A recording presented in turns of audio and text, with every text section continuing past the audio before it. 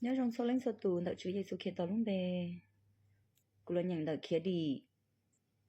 cô lo nhận cô chỉ bắt Chúa họ thành tu cho lũ xã hữu cho bên nên quân quân nên nhớ hỏng tê tê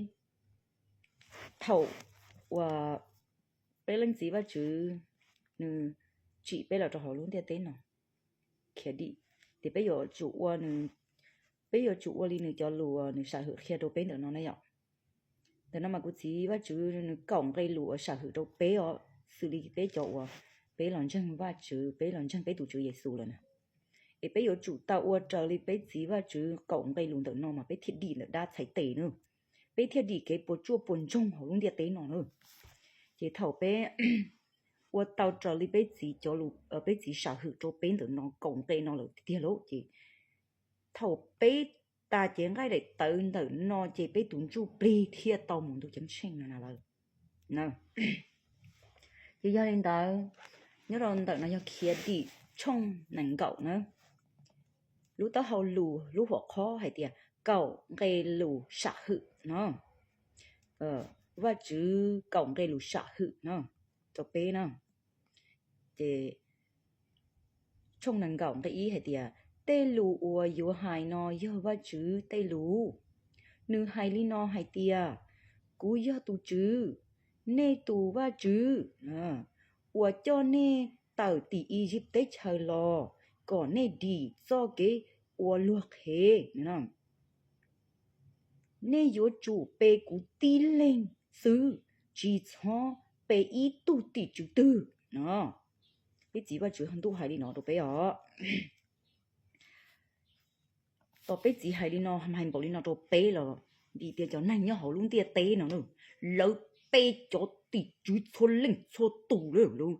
một bê cho tỷ chủ họ bọn đông qua khổ họ bầu nhớ nó cổ đây cổ ha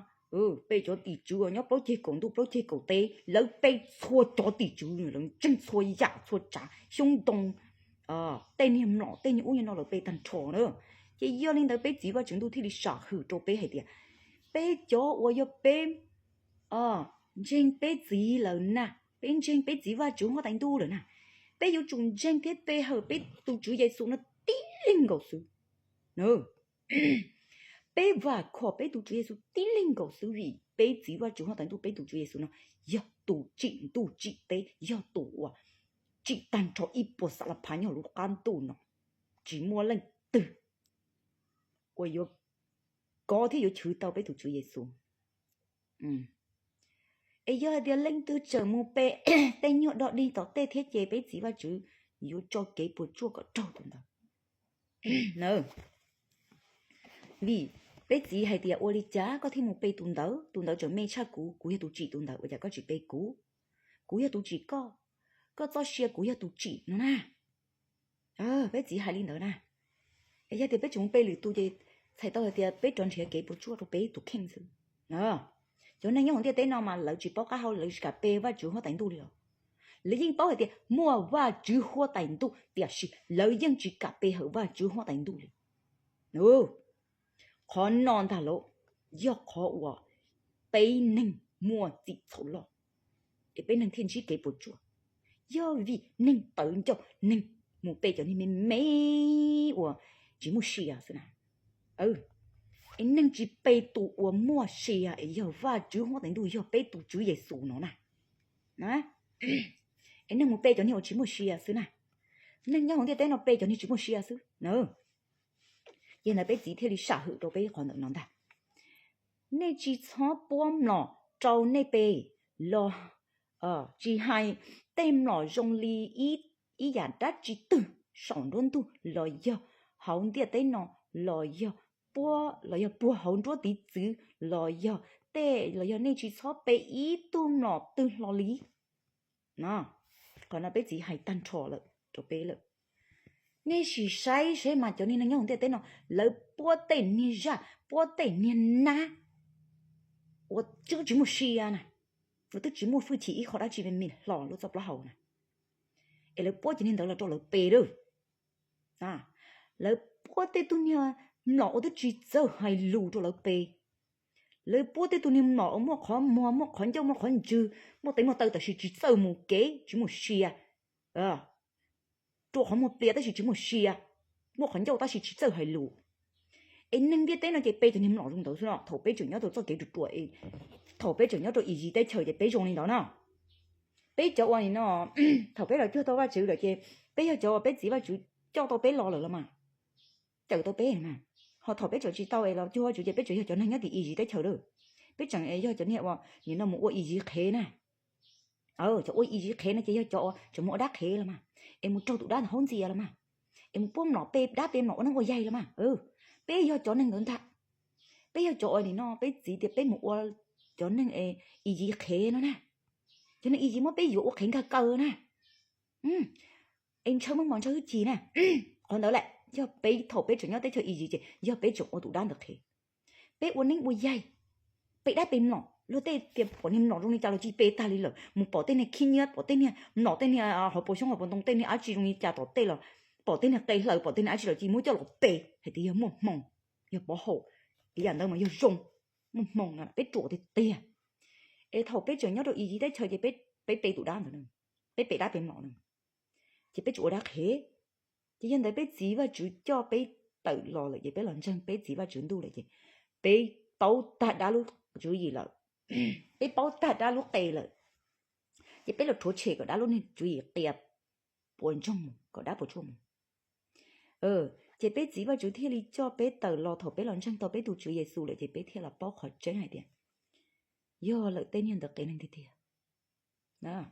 cái này thì tiền thầu yêu chi bảo ai yêu chẳng nhớ thì ý gì đấy chơi yêu chẳng ai nhớ tỏ cho nên cho đã tặng khoa ai nhớ tỏ đã to ai ở đã khé tỏ nào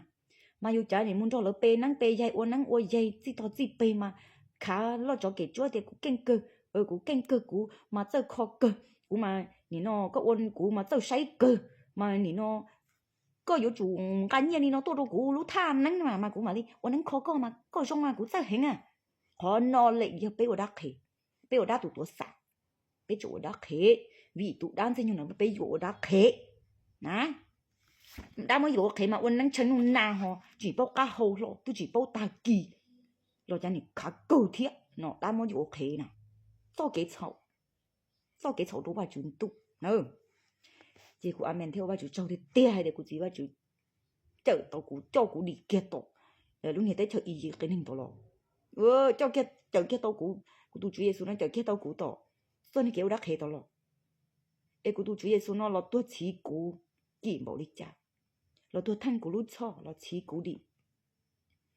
của tôi chú Giêsu cho thì tia của tôi chú Giêsu này là này thiết là chợ tao của đi đã thấy tệ chúa đã khé hả cái gì mà chứ thiết là hay tiền do hay tiền bé chừng một bé cho nên ở trong ý là bé gì hay nó bé chừng một bé cho nên cho nên nó ít bộ cho nhà hồn tiền nó chỉ bé gì trâu gì trâu tê sang lại sinh xứ ít tiền một thôi ít tiền nữa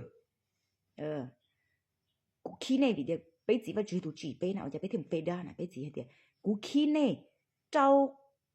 cú yếu trâu gì trâu cho nên uốn du cú thia trâu lại tê sinh lên sinh giữ mù cho bao bé bao tiền này thì chỉ cú lú cho nên uốn mua xiêm búa cú thia cho trời lì cú cho cái trái ít tiền trâu một ít tiền cho đầu chia tiền này bây giờ chủ hay đi tránh nó rồi hay thì giờ cho nên uốn nên chỉ sai cho nên họ là tầng đá tầng khoa tầng mà là tu vào chủ mà là tôi chỉ bảo để vào chủ tôi chỉ là tất nhiên mà là tầng đá mà là chẳng tu vào chủ là tôi thua vào chủ thầu EPU rồi đầu tiên ta thầu yêu chừng em nhớ tỏ đá lúc vào luôn mà yêu trả chỉ vào chủ thiên đâu yêu trả chỉ yêu gì đâu yêu tổ chỉ tổ đâu chèn cho nên uốn giờ thì là nhớ tôi cho cái trái là tầng đá này chỉ biết chỉ cho là một bể chơi chết tiền này